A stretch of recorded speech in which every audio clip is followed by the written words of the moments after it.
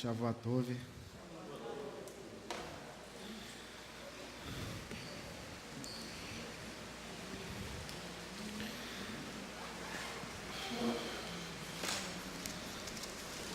Nesse novo ciclo que se inicia, a gente vai fazer o estudo de Levítico 16, 17, 18, 19 e 20, né? São as duas paraxás, né? A gente está virando o ciclo, acabou de fazer a separação do dia santo para o dia comum, e a gente vai fazer o estudo de Ahareimot, né, fazer a ligação, né, entre os estudos de Ahareimot, a Paraxá, né, Ahareimot, depois da morte, e a Paraxá Kedoshim, que significa separados. Então, essas duas Parashot, elas ficam em Levítico 16, né, o versículo 1 até o versículo 27 do capítulo 20. Vamos orar. Eterno, em nome de Yeshua HaMashiach, me coloco diante da Tua presença para que o Senhor fale, meu Senhor, por intermédio da minha boca, que a verdade, a palavra do Senhor, que os conceitos do Senhor venham a ser estabelecidos, ó Pai, nesta casa, nas nossas vidas, e nós possamos aprender a nos submeter à Sua Torá. Nós venhamos a aprender a nos submeter aos juízos e os julgamentos do Senhor. Que a verdade do Senhor esteja no nosso meio e que nós possamos ter o nosso coração limpo, um coração reto, livre das iniquidades, livre do ídolo, livre da morte, para que possamos estar constantemente num relacionamento com o Senhor, para que possamos ter um relacionamento digno com os nossos irmãos e aprendamos também a ter um relacionamento correto com as coisas que o Senhor criou, ó Pai, em nome de Yeshua HaMashiach. Irmãos, a Paraxá Ahareimot, ela começa com a citação da morte de Nadab e Abiú, que aconteceu lá em Levítico 10, né, na Paraxá Shemini, que significa oitavo. Então, o momento em que os dois sacerdotes, filhos de Arão, são mortos, né, queimados, é um momento de grande esplendor para o povo de Israel. É um grande esplendor, é um grande movimento que acontece, porque existiram vários eventos que permitiram que aquele serviço fosse conduzido. Então o povo, só para relembrar, o povo havia saído do Egito há pouco, comemorou o primeiro Páscoa, cometeu o pecado do bezerro de ouro, recebeu pela segunda vez as tábuas dos mandamentos, recebeu os mandamentos por intermédio de Moisés, edificou o tabernáculo, separou os seus sacerdotes, né, os mediadores do encontro do povo com o Eterno, inaugurou o serviço sacerdotal com a presença magnífica do Eterno. Então era um momento de grande alegria, de grande exultação do povo para com o Eterno, grande temor também, mas aconteceu essa calamidade, né? E aí a gente tem vários elementos que começaram os comentaristas a especularem uma série de questões, né? Os acontecimentos eles se encontram lá em Levítico 10. Vamos voltar um pouco as páginas das nossas Bíblias para podermos ver ali no versículo 1, né, do capítulo 10. Nadab e Abiú, filhos de Arão, tomaram cada um o seu incensário, puseram neles fogo, puseram incenso sobre ele e trouxeram um fogo estranho perante a face do Eterno, o que ele não lhes ordenara. Então eles fizeram a apresentação, um procedimento que não foi exigido pelo Eterno, não foi permitido, e eles fizeram essa apresentação. E aí o Eterno, lá no versículo 9 a 11, ele fala expressamente com Arão. É interessante porque geralmente o Eterno, nas parashot que a gente vai acompanhando, ele fala com Moisés fala com Arão. Se a gente acompanhar aqui capítulo 10, versículo 9, a gente encontra isso aqui. Versículo 8. Olha, disse o Senhor, o Eterno, a Arão. Foi uma ordem direta, expressa, diretamente a Arão. Não beberás vinho, nem bebida forte, nem tu, nem teus filhos, quando entrardes na tenda da congregação, para que não morrais. Estatuto perpétuo será isso pelas vossas gerações. E aí no 10 ele dá o motivo. Para que possais discernir entre o santo e o profano, entre o imundo e o limpo, e para ensinar aos filhos de Israel todos os estatutos que o Eterno lhes tem dado por intermédio de Moisés. Então, a vedação da utilização, né, de bebida alcoólica, ou qualquer tipo de coisa que venha tirar o siso, né, o senso das pessoas, a sua condição de discernir entre o certo e o errado, estava vedada para o serviço dentro do tabernáculo. Isso envolvendo tanto o serviço sacerdotal, como o serviço levítico também, de preparo e de administração, né, do encontro do povo com o Eterno. E também, aí a gente já entrando na Parashá Haremot, depois da morte, vem em Levítico 16, onde o Eterno, ele já dá todas as regras, as ordenanças, as mitzvot, os mandamentos relativos ao dia da expiação, né? Isso fez com que os comentaristas colocassem uma série de especulações, né? Então, Nadab e Abiú teriam se apresentado diante do Eterno com irreverência, sem o cuidado necessário, estavam embriagados, ou tinham postura altiva diante de outras pessoas da congregação. Também tem a especulação de que eles tinham posturas invejosas em relação a Moisés e Arão, porque cobiçavam as suas posições. E também até de que eles tinham uma boa intenção de fazer um serviço diante do Eterno, mas sem os cuidados, sem a prescrição, sem os procedimentos que o Eterno tem veio dando, né, ao seu povo. E assim, a gente vai falar sobre isso mais a fundo, mais à frente, quando a gente vai abordar a questão dos conceitos, né? Nas últimas 3 semanas, desde que o pastor Isaac esteve aqui, a gente nos serviços, né, da manhã, no serviço da tarde, tem ouvido que o Eterno tem confrontado os nossos conceitos. O Eterno tem apresentado os conceitos dele diante de nós e tem requerido de nós que nós expusemos os nossos conceitos diante dele e venhamos a nos despojar desses conceitos para que os conceitos do Eterno sejam aqueles pelos quais nós estamos seguindo. E independente da especulação em relação a Nadab e Abiú, a realidade é que eles se apresentaram num momento inapropriado diante do Eterno, foram consumidos. Então eles poderiam até ter ideia de que poderiam estar ali fazendo um bom serviço, mas foram ceifados porque nos seus conceitos, que não estavam em linha com os conceitos do Eterno, eles foram julgados, né? E aí o Eterno entrou com a questão da maneira, do modo como as pessoas deveriam se colocar diante dele.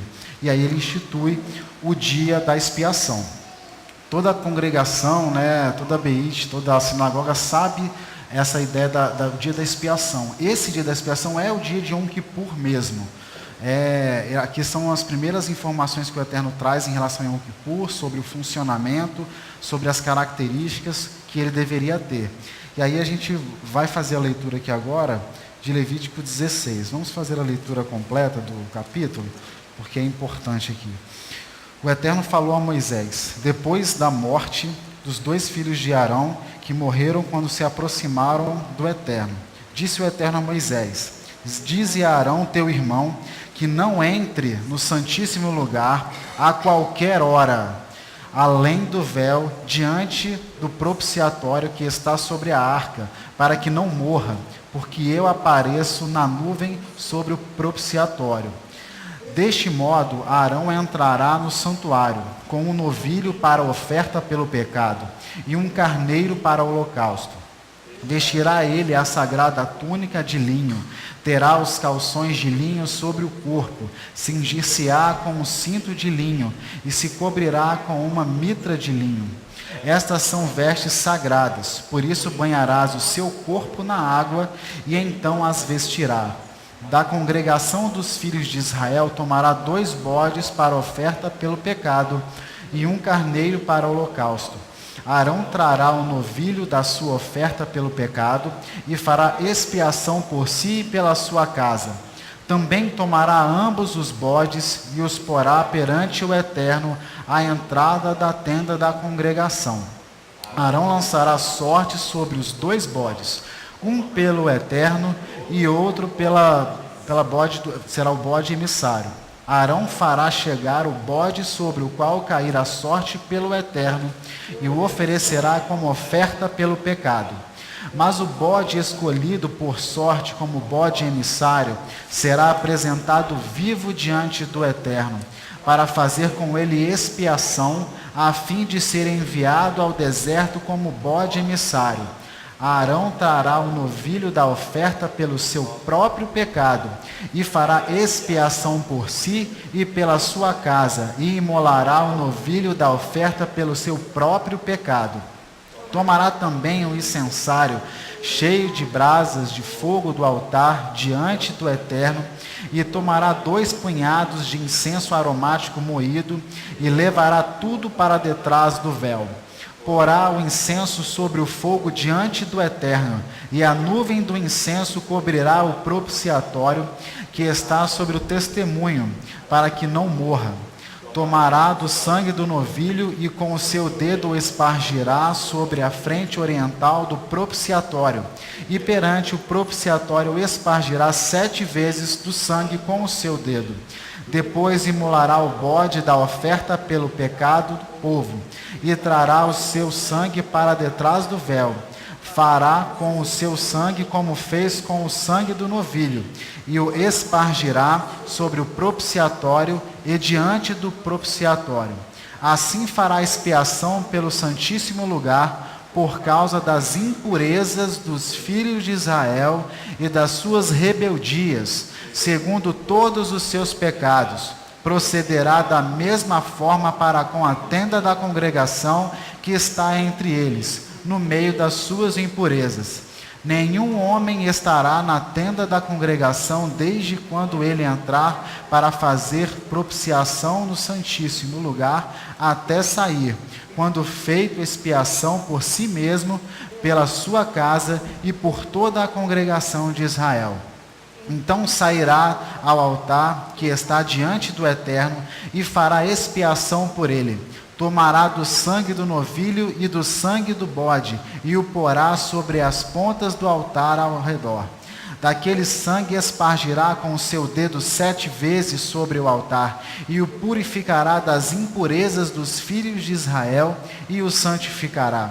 Terminada a purificação do santíssimo lugar, da tenda da congregação e do altar, Arão trará o bode vivo, porá ambas as mãos sobre a cabeça do bode vivo, e sobre ele confessará todas as iniquidades dos filhos de Israel, e todas as suas rebeldias, segundo todos os seus pecados, fazendo-os assim cair sobre a cabeça do bode, e o enviará ao deserto pela mão de um homem designado para isso. O bode levará sobre si todas as iniquidades deles para a terra solitária, e o homem soltará o bode no deserto. Depois Arão entrará na tenda da congregação, despirá as vestes de linho que havia vestido antes de entrar no santíssimo lugar, e ali as deixará. Banhará o corpo em água no lugar santo e vestirá as suas vestes. Então sairá e preparará o seu holocausto e o holocausto do povo, e fará expiação por si e pelo povo. Também queimará a gordura da oferta pelo pecado sobre o altar. O homem que tiver soltado o bode emissário lavará as suas vestes e banhará o corpo em água. Depois entrará no arraial. Mas o novilho da oferta pelo pecado e o bode da oferta pelo pecado, cujo sangue foi introduzido no santíssimo lugar para fazer expiação, serão levados para fora do arraial. As peles, a carne e o excremento serão queimados com fogo. Aquele que os queimar levará as suas vestes, banhará o corpo em água e depois entrará no arraial. Isso vos será por estatuto perpétuo. no 7º mês, aos 10 do mês, afligireis as vossas almas, e nenhuma obra fareis, nem o natural, nem o estrangeiro que peregrina entre vós. Porque esse dia far-se-á expiação por vós, para seres purificados. Diante do Eterno sereis purificados de todas os vossos pecados. Será sábado, shabat de descanso para vós, e afligireis as vossas almas. É estatuto perpétuo. O sacerdote que for ungido e ordenado para administrar o sacerdócio no lugar de seu pai, fará expiação, porá as vestes sagradas de linho, e fará expiação pelo santíssimo lugar, pela tenda da congregação e pelo altar, e pelos sacerdotes e por todo o povo da congregação. Isso vos será por estatuto perpétuo, para fazer expiação pelos filhos de Israel, de todos os seus pecados, uma vez por ano. E fez Arão como o Eterno ordenara a Moisés. Então, é interessante a gente rever todo esse estatuto, todas essas regras em relação a Yom Kippur, para que a gente compreenda que o Eterno estabeleceu um modo, estabeleceu um procedimento, estabeleceu um significado em relação a esse dia festivo. É um dia de contrição, é um dia importante, onde os pecados, as iniquidades, que significa a impureza do coração, as iniquidades, porque existe o pecado, onde a pessoa se afasta do Eterno, mas a iniquidade é a impureza que está no coração. A gente ouve o salmista cantando em vários salmos, em vários versos, falando que quer o coração reto, quer o seu coração reto. É isso, é essa limpeza do coração das iniquidades que precisa haver. Então, o conceito de expiar, de expiação, é remir, é conseguir libertação de culpas ou delitos pelo cumprimento da pena. É purificar. Expiação é cumprir pena que reabilita. Expiação é a ação para aplacar, aquietar a ira do Eterno em relação a nós. Esse é um conceito de expiação. Então, essa organização a gente consegue dividir em dois momentos, né? Existe um momento de preparo onde o próprio sacerdote se apresenta para a purificação dele próprio e de toda a sua casa, onde ele vai fazer a purificação do santíssimo lugar, do altar, do tabernáculo inteiro, dele como próprio sacerdote, da sua casa, e aí sim do povo de Israel. Então, ele é apresentado um carneiro, né, para o holocausto, para expiação exclusiva do sacerdote à sua casa. É tirada a sorte em relação aos bodes. Um é exclusivo para que seja jogado o sangue por todo o tabernáculo, e o outro para ser enviado para o deserto, para que todas as iniquidades confessadas, né, pelo sumo sacerdote sobre a cabeça dele seja jogado, ele vivo, né, no deserto, onde lá ele vai caminhar até que morra no deserto. Então isso serve para que leve as impurezas, seja purificado, né, o povo de Israel, e a sua iniquidade seja perdoada diante do Eterno. Esses dois momentos, eles são suplementares, né? Eles complementam, dando sentido e significado. Não é simplesmente uma complementação.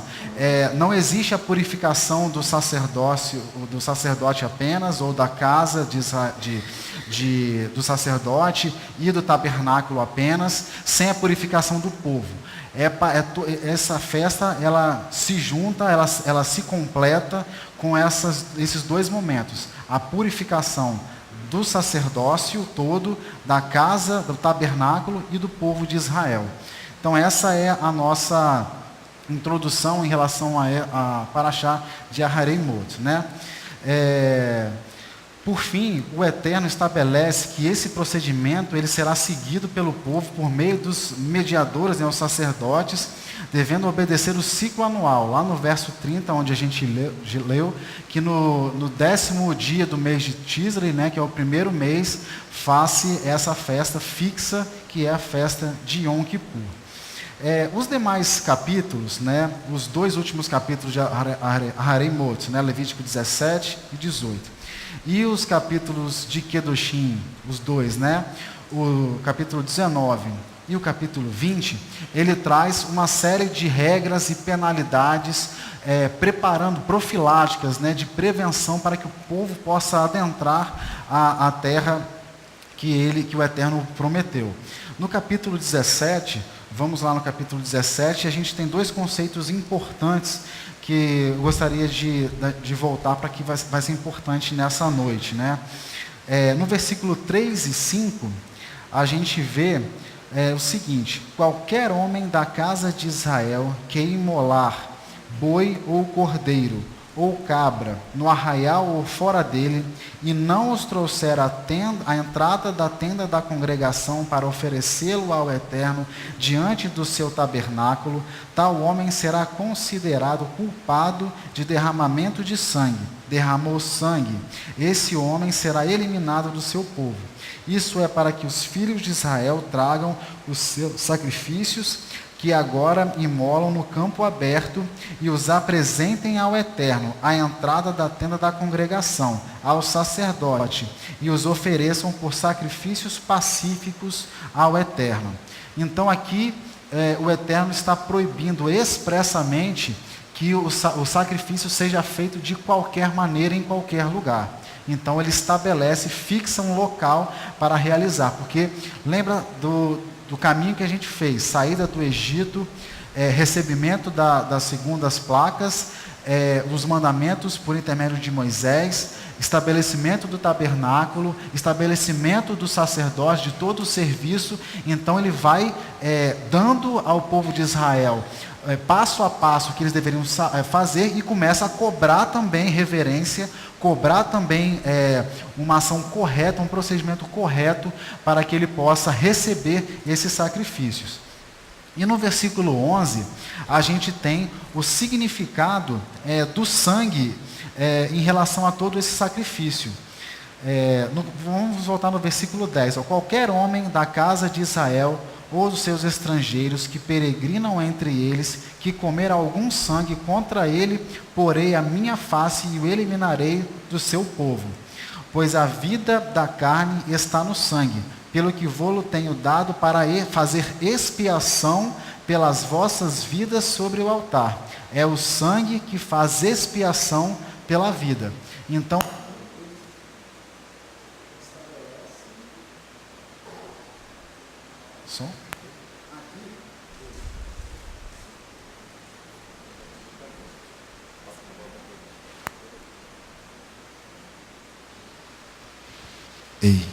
aqui ele faz o estabelecimento em relação à questão da utilização do sangue, qual é o significado do sangue, como ele deve utilizar, e que ele não deve ser consumido para alimentação, porque nele contém a vida, e a utilidade dele em relação à questão do sacrifício era para fazer a expiação, a purificação nos atos, nas liturgias estabelecidas pelo Eterno. O capítulo 18, ainda no versículo 7 do capítulo 17, ele diz o seguinte: nunca mais oferecerão os seus sacrifícios aos demônios com os quais se prostituem. Isso lhes será por estatuto perpétuo pelas suas gerações. Essa é um complemento em relação à oferta, ao sacrifício feito em qualquer lugar. Por quê? O Eterno, ele concedeu a sua Torá como um ato de misericórdia para que o povo de Israel tivesse condição de servi-lo com integridade, de coração reto, de maneira correta. E os povos da terra, eles faziam sacrifícios, eles faziam ações que eram abomináveis diante do Eterno, em relação tanto às práticas sexuais, a se apresentar nas ações sacrificiais embriagados, com orgias, sacrificavam seus filhos recém-nascidos a Moloque, jogando seus filhos no fogo, né, que esse Moloque é um deus amonita, né, daquela época, e o Eterno condenou essa situação e quis fazer uma separação do povo de Israel para que o povo pudesse se santificar pelos seus atos, por intermédio dos seus atos. Então essas são ações profiláticas que o Eterno fez em relação ao povo de Israel, concedendo a Torá com esses mandamentos, com essa organização. O capítulo 18, ele fala sobre essa questão que a gente havia colocado sobre as práticas sexuais ilícitas. Já no capítulo 19, a gente tem a apresentação do desenvolvimento do decálogo lá de Êxodo 20. Então ele relaciona, né, as leis positivas e proibitivas de tal forma a trazer um grande entendimento que sozinho resolveria a maior parte dos problemas da humanidade. Se a gente tiver cuidado para fazer a leitura do capítulo 19, que é a abertura de Kedoshim, se a gente tivesse condição de ter isso como um manual e seguisse não só nas nossas vidas, mas como humanidade diante do Eterno, provavelmente a gente teria um relacionamento muito mais duradouro com o Eterno, muito mais constante, muito mais estável, porque ele pega, se vocês forem ver, item por item do capítulo 19, de Levítico, ele trata lá o decálogo e vai assim, dando sentido, ele vai relacionando cada situação, ele estabelece a maneira como a pessoa deve se relacionar com o Eterno, a maneira como a pessoa deve se relacionar com as demais pessoas e com as coisas também, para que não haja idolatria. Alguns exemplos, lá no verso 2, sede separados, Kedoshim, porque eu sou santo. Então se santifique com os atos que eu tenho proclamado diante de ti, porque eu sou santo. Versículo 3, cada um temerá seu pai e sua mãe e guardará os meus shabatos, meus shabatotes, né? Não tem diálogo, não tem uma situação que a gente deva barganhar com o Eterno em relação a isso. A lógica disso é porque você, obedecendo os pais, vamos lembrar de toda a Torá como a sua integralidade. Diz a Torá em um mandamento que os pais devem sentar com os filhos à mesa e falar dia após dia, no caminho, no levantar, no sentar, sobre a Torá, sobre os mandamentos. Então, se os pais procedem dessa maneira, os filhos devem temer aos pais para que aprendam a temer ao Eterno. Então, ele cria um estabelecimento, ele cria uma regra, ele cria uma lógica, assim como foi falado hoje pela manhã, o Eterno ensina aos seus filhos por meio da experiência. Então ele faz a cada dia esse exercício, no shaharit, no arvit, no sentar familiar, quando vai sentar ele faz a bênção do pão e come com a família e dá o exemplo, ensina o filho no caminho. Então essa é a lógica que o Eterno tem para nós. Versículo 4, não vos volteis para os ídolos. Versículo 5, ofereça sacrifícios pacíficos, dignos de serem aceitos. Olha a força dessa palavra. Ofereçam sacrifícios pacíficos. Vamos lá ler o que está escrito no versículo, literalmente. Quando oferecerdes sacrifício de ofertas pacíficas ao Eterno, oferecei-o de modo que sejais aceito. Não é de qualquer jeito, não é com as mãos sujas, não é com as vestimentas sujas, não é com qualquer tipo de irreverência. É sabedor do que você precisa saber. É claro, eu sempre oro aqui que o Eterno tem muita paciência conosco, né? Em toda essa trajetória, a palavra dele é a mesma. Desde que ele chamou a gente da onde a gente estava, da nossa zona de conforto para cá, a palavra dele é a mesma. E aí ele tinha uma cobrança para nós. Aí a gente internaliza isso e coloca nos nossos corações, como é o Shabat, por exemplo. O Shabat é uma realidade nos nossos corações, ele plantou isso nos nossos corações. E aí, agora ele requer de nós um procedimento correto em relação a isso que ele deu para a gente. Então, quanto mais ele vai dando, não é que ele perde a paciência, é que a gente tem mais condição de dar. Então, a gente vai aprendendo, vai guardando os mandamentos, vai aprendendo o significado dos mandamentos e vai colocando nos nossos corações. Então, a gente não pode se apresentar, a gente é indesculpável diante do Eterno se a gente se apresentar para oferecer uma oferta pacífica de qualquer maneira. oferecer um sacrifício fora da tenda da congregação, oferecer um sacrifício sem a reverência correta, sem a ideia correta do que ele significa. Lá no versículo 10 do capítulo 19, deixará provisões aos pobres e estrangeiros. A gente vive orando sobre a questão dos necessitados, a gente vive orando a questão do órfão, da viúva, do necessitado, e a gente vive acompanhando as mazelas da nossa sociedade, como a individualidade reina na nossa sociedade, porque a humanidade caminha a passos largos da distância daquilo que o Eterno tem para nós. Então, ele coloca aqui, na hora que você vai fazer a colheita, na hora que você vai retirar a vinha, a uva da vinha, você não deve deixar recolher tudo aquilo que cai no chão, porque tem um estrangeiro, porque tem um necessitado. Essa é a lógica. Por isso a gente precisa fazer a de tzedakah. No versículo 11, não furtareis, nem mentireis, nem defraudeis. Defraudar é desterrar com fraude ou violência, é tomar aquele terreno que não é seu, é utilizar aquele terreno que não é seu. Ouviu, congregação? É utilizar de maneira incorreta o terreno que não é seu. Isso é defraudar. Então, naquilo que temos sido defraudados, a gente percebe a diferença dos servos do Eterno, que tomam cuidado para que não faça dessa maneira, e daqueles que não são servos do Eterno e assim fazem. No versículo 12, não jurarei em falso pelo nome do Eterno para não profaná-lo. Isso no versículo 12. E aí a gente tem a referência de Mateus 5, 36 e 37, quando Yeshua fala que nosso sim seja sim e nosso não seja não. E Tiago, em 5,12, fala a mesma coisa. Se nós tivermos um proceder correto, a gente não precisa jurar pela nossa cabeça, pelo nosso pé, muito menos pelo nome do Eterno, porque quando a gente falar sim, as pessoas que ouvirem o nosso sim vão saber que a gente está falando uma coisa reta. A gente não vai precisar jurar ou penhorar a nossa palavra em nada, porque o nosso procedimento é correto. É o que eu digo em relação a Levítico 19. A gente acredita que o Eterno vai ministrar muito o nosso coração ainda nesse ciclo que se inicia, nas nossas orações e também no Shabat pela manhã, no próximo Shabat pela manhã.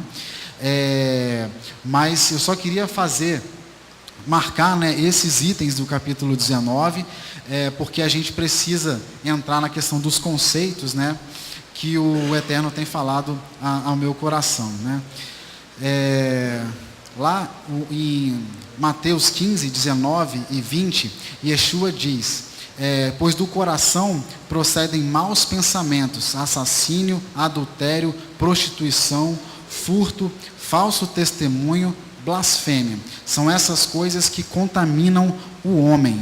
E isso aí que a gente estava falando sobre a questão do coração. O coração, quando ele não é reto, quando ele está cheio de iniquidade, da vontade de fazer, quando a pessoa deixa tomar o seu coração com um desejo, não consegue dominar sobre o seu desejo, e aí depois ele executa vários pecados, é isso que faz a contaminação do homem. E aí a gente vai tratar sobre a questão do conceito, porque o Eterno tem pedido para que a gente se apresente diante dele com os nossos conceitos, tem apresentado os seus conceitos, que são santos, e a gente precisa ter a dignidade de se despojar dos nossos conceitos para que a gente viva pelos conceitos do Eterno. Então, lá no capítulo 20 de Levítico, lá no verso 23, diz assim, capítulo 20 de Levítico, no verso 23: não andeis nos costumes das nações que eu lanço fora de diante de vós, porque praticaram todas essas coisas, eu me aborreci delas. Praticaram que tipo de coisas? Sacrifícios a demônio, orgias, comendo sangue que era proibido diante do Eterno, fazendo toda a sorte das ações que o Eterno tem colocado diante dos filhos de Israel para que não fizesse. E aí ele falou: não andeis no costume das nações. Então, esse que é o gancho que eu vou fazer para que a gente possa chegar até a ideia dos conceitos. O que significa costume? É modo de proceder, é hábito, é moda, é modo de viver, é prática, é estar acostumado. Olha o que o Eterno faz. O Eterno dá a sua Torá. O Eterno dá ordem expressa para que os pais falem sobre a Torá com seus filhos. O Eterno institui um tabernáculo e uma ação sacerdotal, de uma nação sacerdotal, para que estabeleça o encontro entre ele e o seu povo, e maneiras de fazer o encontro entre ele e o seu povo, para festejar a liberdade física, a liberdade espiritual, o arrependimento e todos os significados das festas bíblicas que nós temos. A criação, que é a festa do Shabat, ele estabelece todas essas questões.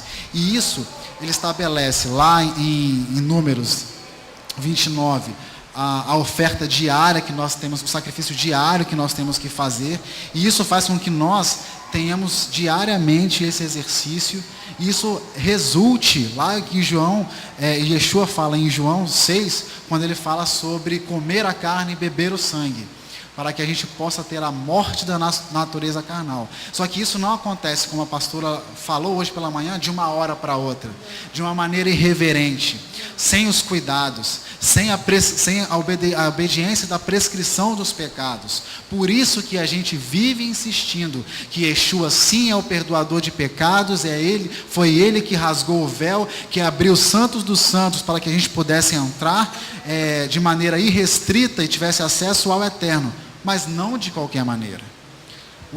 Yeshua não revogou a Torá, como diz Mateus, não revogou a Torá, ele rompeu o véu, abriu acesso, mas a maneira de se portar diante do Eterno permanece.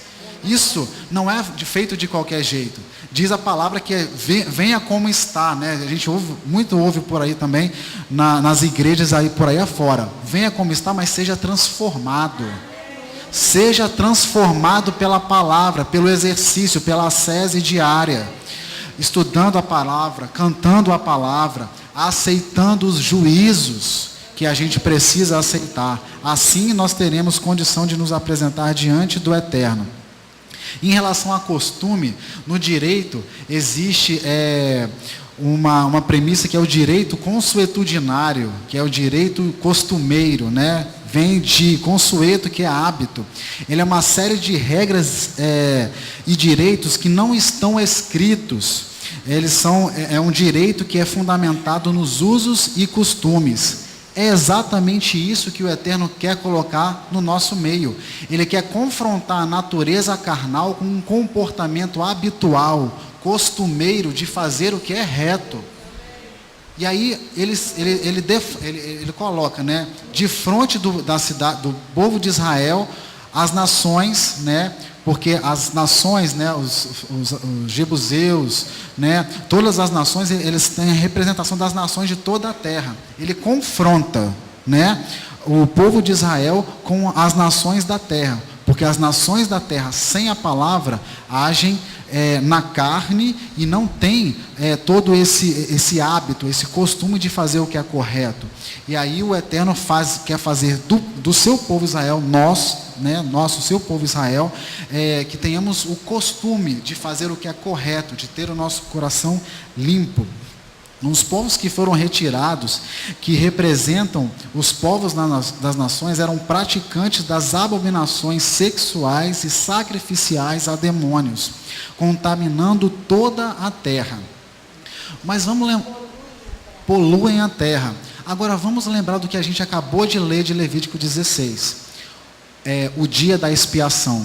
A expiação ali, se a gente for olhar, né, em Yom Kippur, é uma festa que não tem uma oferta voluntária, que não tem uma oferta pacífica, não tem oferta de libação, é só expiação, é só purificação. E o que está purificando em Yom Kippur?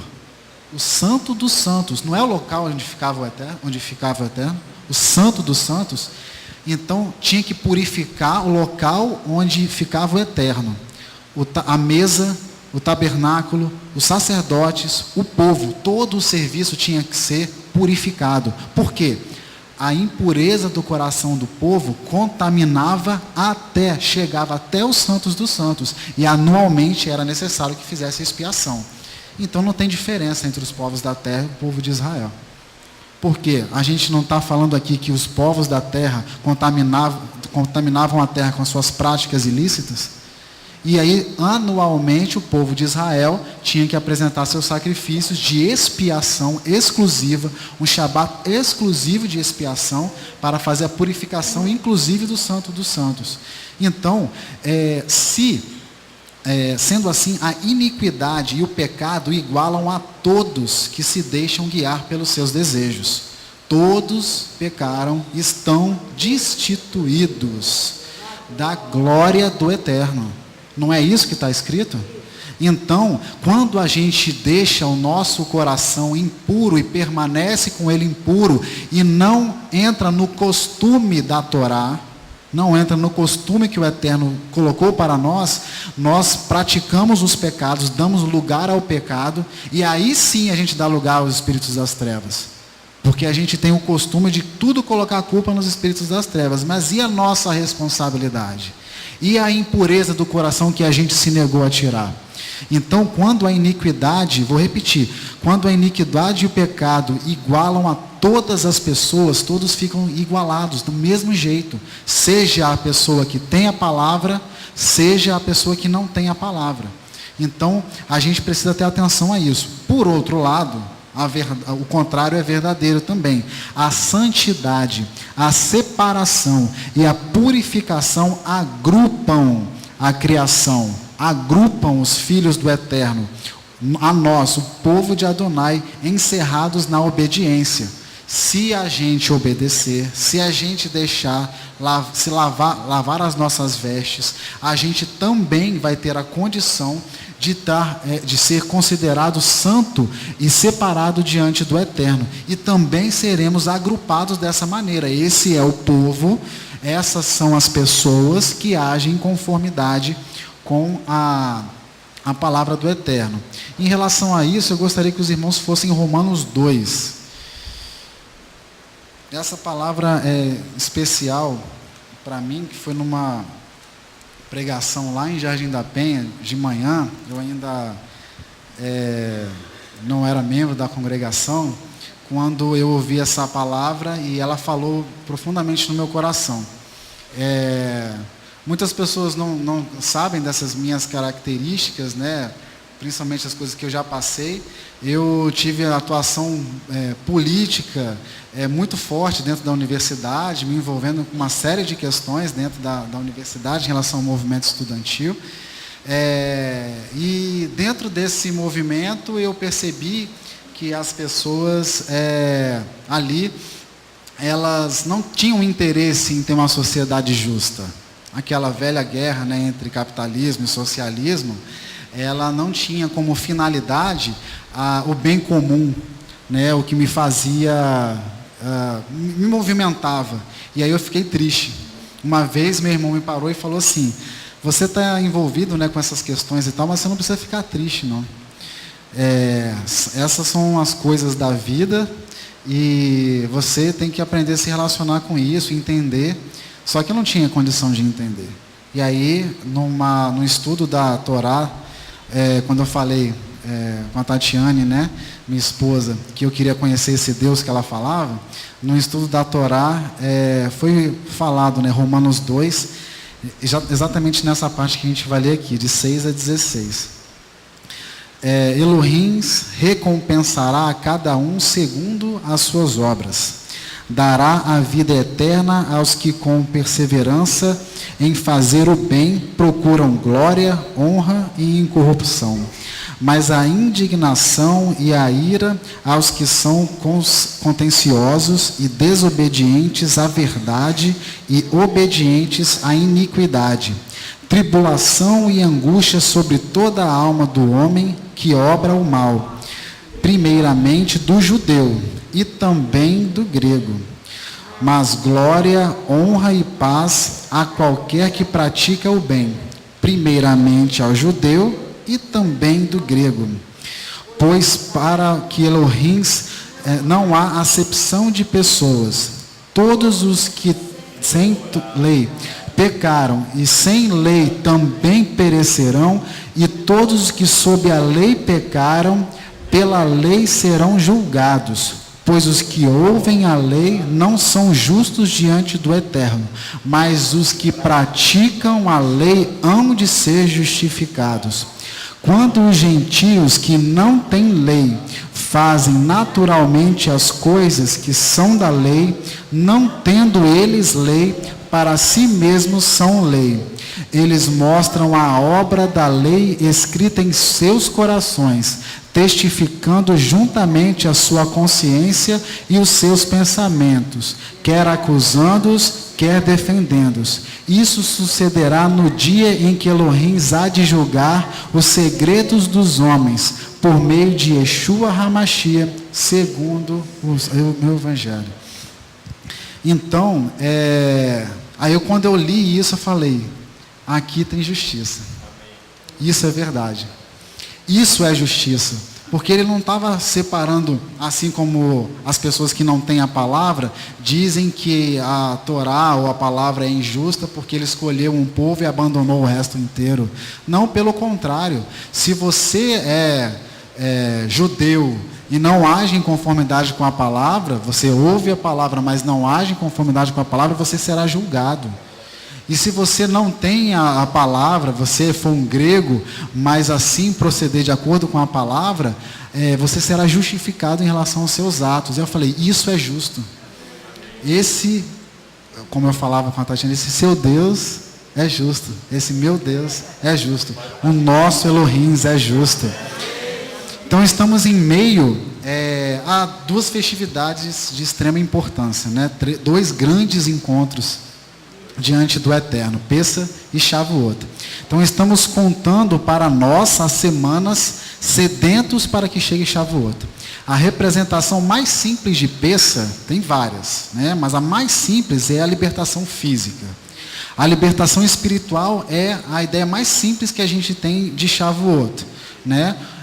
Por conta dos eventos históricos que aconteceram nessa data, a outorga da Torá e a descida do Ruach HaKodesh, né? O Espírito Santo. Pois apenas com a Torá em nosso meio conseguiremos ser separados, ser santificados. Sem a Torá no nosso meio, não há condição da gente ter o exercício diário e entrar no costume da Torá, entrar no costume do Eterno. Sem a Torá no nosso meio, a gente permanece no costume dos povos das nações. A gente precisa ter a Torá no nosso meio. Ter a Torá no nosso meio, para que o Eterno aí sim possa habitar, né, no nosso seio, né, no meio de nós. Assim como o Eterno fez pelo nosso povo Israel, liberdade física e espiritual, não há nenhuma razão pela qual ele deixaria de querer isso para nós, como a gente acabou de ler aqui em Romanos 2. Tanto com toda a sua misericórdia, ele nos entregou a Torá por intermédio de Moisés e Yeshua, nossos olhos para entender e ler e incorporar essa Torá nas nossas práticas diárias, no nosso costume diário. Então, há 3 semanas, como eu falei, a gente tem ouvido falar sobre a paciência do Eterno, que a gente não tem tido paciência para com o Eterno, palavras do pastor Isaac, né? E que os povos das nações, né, os Goim, não gostam de ser disciplinados. Por outro lado, o povo que tem a marca do Eterno, a marca da Torá, tem a predileção pela correção do Eterno. Vou repetir, o povo que tem a marca da Torá tem a predileção, vive em regozijo quando o Eterno julga. A gente passou mais de um ciclo orando o Salmo 51, nos colocando sob o julgamento do Eterno.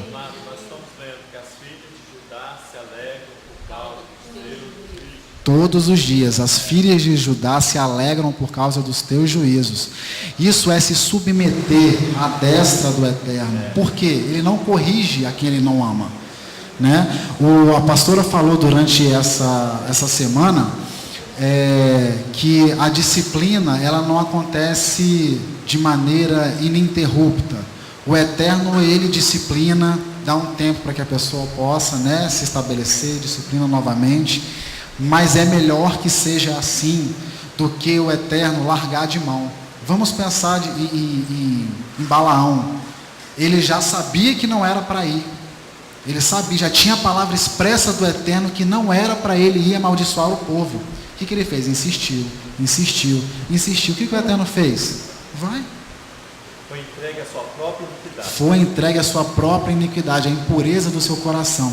Ficou entregue à sua própria sorte. A mesma coisa aconteceu com Saul. A ordem era expressa: elimina o povo de Amaleque. Elimina. Ele achou por bem usar os seus conceitos, trazer para um troféu para si, que era um rei preso, um troféu para si, e o melhor do gado para que fosse ofertado em sacrifício. E aí toma uma lambada de Samuel, perguntando se é melhor ofertar sacrifício do que obedecer ao Eterno. Isso é utilizar os seus conceitos, fica jogado à própria sorte, porque age de maneira inconsciente, sem pensar no costume da Torá, ele pensa no costume dos povos das nações. Vamos ler o Salmo 119, a gente já leu ele bastante hoje, mas assim, vale a pena a gente voltar nele. Salmo 119, versículo 17 a 24.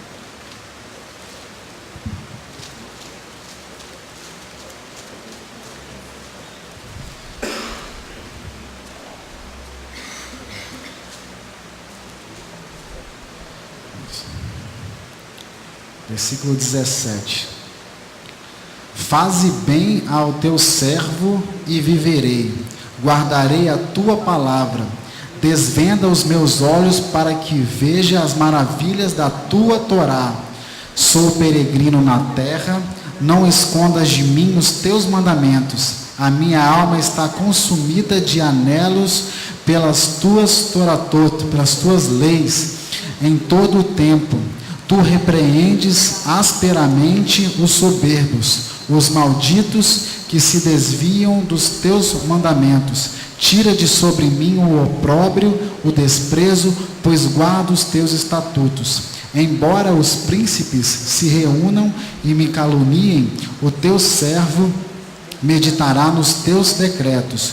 Os teus estatutos são o meu prazer, são os meus conselheiros. Então, o prazer nos mandamentos é o prazer nos juízos do Eterno, porque Ele precisa nos julgar, Ele precisa nos colocar no seu costume, no costume da Torá, para que a gente tenha condição de olhar para o nosso interior, para olhar para o nosso coração e fazer a limpeza, o que há de iniquidade, o que há de impureza nos nossos corações, porque se a gente permanecer com a iniquidade nos nossos corações, nós daremos lugar ao pecado, daremos lugar à morte, daremos lugar ao ídolo, nos afastaremos do Eterno, seremos julgados e poderemos perder a nossa vida. Então nós precisamos dessa ascese, desse exercício diário de entrar nos juízos do Eterno e de aceitar com alegria os juízos do Eterno. O que é conceito? O que é conceito? Remete a uma mente com sede de concepção, de compreender, de criar, opinião, ideia, juízo, síntese de ideias. É isso que é o conceito de conceito. Desculpa a redundância, mas não deu como fugir disso. Esse é o conceito da palavra conceito. Remete a uma mente com sede de compreensão, de criação. Uma das formas existentes de elaboração de conceitos é a percepção do homem, a sensibilidade, a utilização dos órgãos dos sentidos para perceber o meio em que vive, suas experiências e sobre elas lançar ideias, juízos e compreensões. Criar conceitos é criar também verdades. Dessa forma, essa forma de criação de conceitos consiste num método chamado empirismo. Você, de maneira empírica, você cria, por meio da experiência, um conceito, uma lógica, um entendimento sobre uma coisa, que remete à experiência. A gente não estava falando que o Eterno quer, por meio da misericórdia da sua Torá plantada no nosso meio, nos colocar no costume dela, no costume da Torá, na experiência, que sejamos experimentados na sua Torá? É a mesma forma em relação à questão dos conceitos. Ele quer criar em nós os conceitos da Torá, que Ele criou na fundação, no fundamento da terra. Ele quer colocar nos nossos corações os conceitos. Não precisa ter medo dos conceitos. A gente precisa se alinhar, a gente precisa alinhar os nossos conceitos aos conceitos da Torá, para que ela esteja no nosso meio, nosso coração limpo de iniquidade, e nós tenhamos condição de praticar atos de justiça. Então, para que essa experiência ocorra, é preciso que o homem utilize os seus sentidos. A didática do Eterno é toda baseada em sentidos. As festas são todas relativas às colheitas. O ensino dos filhos é sentado à mesa comendo. Peça, a gente senta à mesa para contar uma história, a história da libertação. Isso, aí a gente sente o cheiro, o amargo, o doce, as lágrimas. A gente olha o ovo, olha o osso, o significado de todas essas coisas, envolve as crianças, come a matzá, o pão sem fermento, com todos os seus significados, para quê? Para que a gente tenha esses conceitos plantados no nosso coração. É isso que o Eterno requer de nós, espera de nós, com essas práticas, com a obediência aos dos mandamentos. Então, isso entra em nós pelos órgãos dos sentidos, né? Lembra que Yeshua falou que o olho ilumina todo o corpo, ele olha, ele vê, ilumina todo o corpo, e a gente precisa disso. E aí, por exemplo, a questão que a gente sempre ouve também, que o guardar da palavra no coração está pelo ouvir, órgão do sentido. Ele ouve, fala uma boa palavra, uma palavra de siso, de justiça, vem aos nossos ouvidos. A gente vê as coisas acontecendo e envolve os nossos filhos nessas ações. Receber as impressões dos objetos externos. Isso é utilizar os órgãos do sentido. O pleno funcionamento e o uso dos sentidos do homem faz dele um ser sensual. O pleno funcionamento dos órgãos dos sentidos fazem do homem um ser sensual. Na criação do Eterno, Ele criou o homem. E o homem ele é estabelecido, né, na sua parte carnal, onde você tem o corpo, você tem a alma, que é o seu coração, a sua individualidade, e a porção do Eterno, que é o Espírito nele. Tudo isso junto, né, forma essa individualidade, esse ser que cada um é. E é um ser sensual. Não no sentido pejorativo da palavra sensual. Por quê? Ele é sensual porque ele precisa, para entender, para se relacionar com as coisas, ele precisa dos órgãos do sentido. A pele, o tato, o paladar, o olho. Exatamente. O sensual é animal. Não, ele é sensual mesmo. O homem é um ser sensual, porque ele tem os seus aspectos sensoriais, entendeu? E aí ele faz, então ele é um ser sensual que usufrui e se guia pelos seus sentidos, o que evidencia a substância do homem sobre a sua capacidade criativa e de elaboração de seus conceitos é a sua sensualidade. Sensualidade é um substantivo, né, que é feito desse adjetivo sensual. Ele é sensual. Isso é um adjetivo. O substantivo é sensualidade, é a característica, é a substância de nós, né, do homem. Então ele tem essa característica de sensualidade. Agora, o uso dos seus órgãos do sentido, o uso, onde você vai aplicar essa habilidade dada pelo Eterno, porque a gente diz que toda a criação é boa. Os nossos corpos são criação do Eterno. Os nossos sentidos são criação do Eterno. Então não é coisa do demônio. É criação do Eterno. São boas.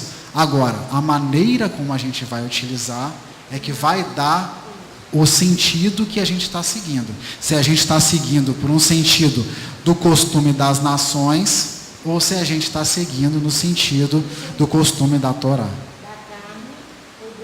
Da carne ou do Espírito. Sede santos, porque eu sou santo. Se separe. Vai se separar como? Com os mandamentos. Como é que a gente teve? Eles que darão o norte. Como é que a gente teve acesso aos mandamentos? Sacrifício de Yeshua HaMashiach. A gente teve acesso aos mandamentos tivemos acesso aos mandamentos dessa maneira. Então, Yeshua, com o seu sacrifício perfeito, né, ele deu acesso ao Santo dos Santos, que é relativo à festa de Yom Kippur, acesso aos Santos dos Santos para purificação, né, para que nós tivéssemos condição de chegar até o eterno. Então, ele fez isso conosco. Agora, a aplicação desse sentido, nós que damos. Então, sensualidade, sensual, órgãos dos sentidos, não são palavras necessariamente negativas. Quando usamos para o mal, é que nós somos maus. A gente sempre tenta tirar de nós a maldade. Porque a sensualidade, isso é senso. Não. É porque eu quero estar envolvido com aquilo. Lembra que Yeshua falou, se você está pecando com o seu olho, arranca o seu olho fora. É uma palavra dura. Arranca o seu olho fora. Se mutila. A própria palavra do Eterno diz que a gente tem que respeitar o nosso corpo. Yeshua falou, se seu olho está te levando para a perdição, arranca o seu olho fora. Arranca ele fora, porque mais vale você entrar sem um olho no reino dos céus do que ter todo lançado no inferno. Assim é a mão, assim é os pés. Gente, se a gente está falando sobre sensualidade, já passou minha hora? Já. Meu Deus do céu. Eu queria que você lesse, meu filho, 1 Coríntios capítulo 15, do versículo 42 até o versículo 44, que ele faz direitinho a separação de carne e espírito. Fala aí agora. 1 Coríntios 15, do versículo 42, que fala diretamente disso aí. 1 Coríntios capítulo 15, versículo 42 até o final. Assim também é a ressurreição dos mortos. Semeia-se o corpo em corrupção, é ressuscitado em corrupção. Semeia-se em ignomínia, é ressuscitado em glória. Semeia-se em fraqueza, é ressuscitado em poder. Semeia-se em corpo animal, sensual, é ressuscitado corpo espiritual. Se há corpo sensual, se há corpo animal, corpo sensual, há também corpo espiritual. Assim também está escrito: o primeiro homem, Adão, foi feito alma vivente, o último Adão, espírito vivificante. Mas não é primeiro o espiritual, senão o sensual, o animal, e depois o espiritual. O primeiro homem, sendo da terra, é terreno, o segundo homem é do céu. Qual o terreno? Tais são também os terrenos. E qual o celestial? Tais também os celestiais. E assim como trouxemos a imagem do terreno, assim traremos também a imagem do celestial. E agora digo isto, irmãos, que a carne e o sangue não podem herdar o reino de Elohim, nem a corrupção herda a incorrupção. Eis que vos digo um mistério. Na verdade, nem todos dormimos, mas todos seremos transformados, num momento, num abrir e fechar de olhos, ao soar a última trombeta, pois a trombeta soará e os mortos ressurgirão, incorruptíveis, e nós seremos transformados. Amém. Só deixa, senão vai ficar sem sentido nenhum o que eu estava falando aqui. Tem só 1 milhão de coisas aqui ainda, mas eu vou fazer o fechamento dizendo que o Eterno, ele tem nos confrontado em relação aos nossos conceitos, para que nós tenhamos a hombridade de nos apresentar com os nossos conceitos e venhamos a abrir mão dos nossos conceitos em favor do conceito do Eterno. O Eterno, ele na fundação do mundo, ele criou o homem com essa potencialidade criativa de criar inclusive verdades para si. de criar os seus próprios conceitos. Mas cabe a nós, como a gente viu, a alinhar os nossos conceitos ao conceito do costume da Torá, para que tenhamos o nosso coração limpo das iniquidades e possamos nos apresentar diante do Eterno. O Eterno, na fundação do mundo, ele criou a verdade, a justiça e a vida. Eu não vou nem me preocupar em conceituar isso não, mas ele criou um conceito de verdade, a verdade é dele. É uma das coisas que a filosofia, por exemplo, busca, né? A verdade, a última verdade, a verdade é do Eterno. Quer conhecer a verdade? Se submete à Torá, se submete aos conceitos do Eterno. A justiça, uma das coisas que a maior parte da população mundial busca é a justiça social. A justiça foi estabelecida pelo Eterno. Você quer a justiça? Se submeta à Torá. Entre no conceito da Torá. E a vida, a preservação da vida é o bem mais caro de todas as culturas, de toda a história da humanidade. A gente vê no próprio direito, a defesa da vida é a coisa mais cara que tem. A vida é a liberdade. E a liberdade remete à questão de Pessa. Então, Pessa e Shavuot, a liberdade física e a liberdade espiritual. E a humanidade, baseado nos seus conceitos de morte, dos costumes das nações, rivalizam esses conceitos de vida com um conceito exatamente antagônico. E não é à toa. Porque a humanidade se afasta em passos largos da palavra do Eterno. A liberdade no conceito do Eterno é uma liberdade do Egito, é a liberdade do mundo. A liberdade do conceito do homem, das suas filosofias, da sua ciência, é liberdade para o mundo. Vou repetir, a liberdade do Eterno que Ele dá para nós em Pessa, que é o símbolo de Pessa, é a liberdade do mundo. Somos livres do mundo. Assim como diz, né? Vocês são livres do mundo. E a liberdade que o homem busca é a liberdade para o mundo, para envolver os seus órgãos no sentido em relação a toda a prática de ignomínia sexual, de comida, de glutonaria, de roubo, de usurpação, de corrupção. O alimento que traz o exemplo de Pessa é um alimento amargo. A Páscoa do mundo é uma Páscoa doce, é antagônico, é para atrapalhar o sentido, o paladar. Qual é o significado de comermos as ervas amargas? Na Haggadah de Pessa nós vivenciamos, as nossas crianças já sabem, mas a Páscoa do mundo é uma Páscoa doce, traz um conceito antagônico à palavra do Eterno. Também em relação ao alimento tem o pão sem fermento. Em muitas culturas, por exemplo a norte-americana, existe o pão de Páscoa, é um pão fermentado, nada contra os padeiros, né? Mas é um pão desse tamanho, o pão de Páscoa. Tem uma receita que é muito bonito, o pão de Páscoa, é totalmente antagônica à obediência do mandamento do Eterno, onde temos que fazer uma festa bíblica comendo pão asmo. O calendário, a festa de Pessa e a festa de Shavuot são festas fixas. E no calendário gregoriano? São festas móveis. Isso é antagônico. Isso faz com que a gente perca a noção do tempo. Lembra da tsunami? As aves, os animais terrestres fugindo e os homens igual uns bocó assim no meio da praia, sendo lambido pela onda, porque não sabe a noção do tempo. Não reconhecem o tempo das coisas. E isso atrapalha os nossos órgãos dos sentidos. A figura de Elohim, a saída do Egito traz a ideia de que Elohim é um. E a Páscoa e a Pentecostes do mundo, né? Ela traz uma Páscoa e um Pentecostes politeísta, com vários deuses, com várias idolatrias. A doutrina da palavra é um conceito do Eterno, não é um conceito do homem. Não cabe teoria. Uma coisa, não vou falar isso não,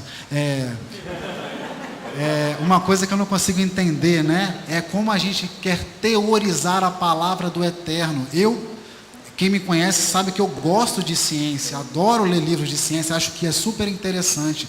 Mas o Eterno criou os céus, a terra, o mar e pôs limite neles todos, e no homem também. e na capacidade criativa, conceitual do homem também. Então não tem como teorizar a palavra do Eterno. Se submete à palavra do Eterno dia após dia. É isso que você tem que fazer. O dia do Eterno é o Shabat. A saída do Egito também traz a figura do Shabat, né?